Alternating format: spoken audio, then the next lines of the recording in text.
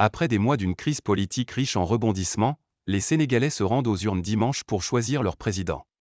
19 prétendants sont en lice pour succéder à Macky Sall. Retour sur les parcours et les propositions emblématiques de 4 candidats, Amadou Ba, Bassirou Diomaye Faye, Idrissa Seck et Khalifa Sall. Une campagne au pas de course s'achève au Sénégal pour les 19 prétendants. En seulement 2 semaines, les candidats à la présidence de la République ont eu la lourde tâche de convaincre les électeurs de glisser, dimanche 24 mars, un bulletin à leur nom.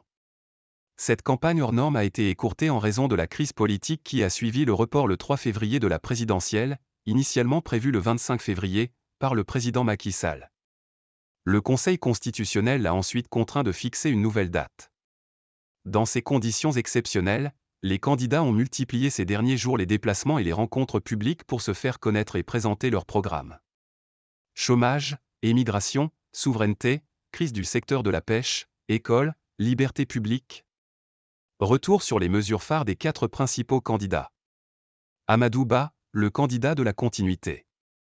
Ancien ministre des Affaires étrangères et de l'Économie et des Finances, le Premier ministre Amadou Ba, 62 ans, porte les couleurs de la majorité présidentielle.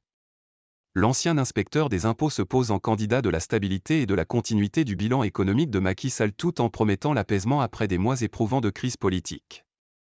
Au cours de la campagne, Amadou Ba a axé son programme sur l'emploi des jeunes dans un pays où les 3/4 de la population ont moins de 35 ans. Sa promesse phare, créer 1 million d'emplois jusqu'en 2028 en misant sur un partenariat public-privé et sur l'investissement dans l'agriculture, l'industrie, les infrastructures et les énergies renouvelables.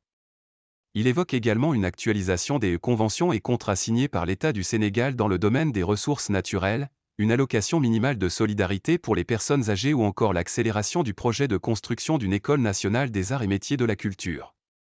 Bassirou Diomaye Faye, la proposition anti-système.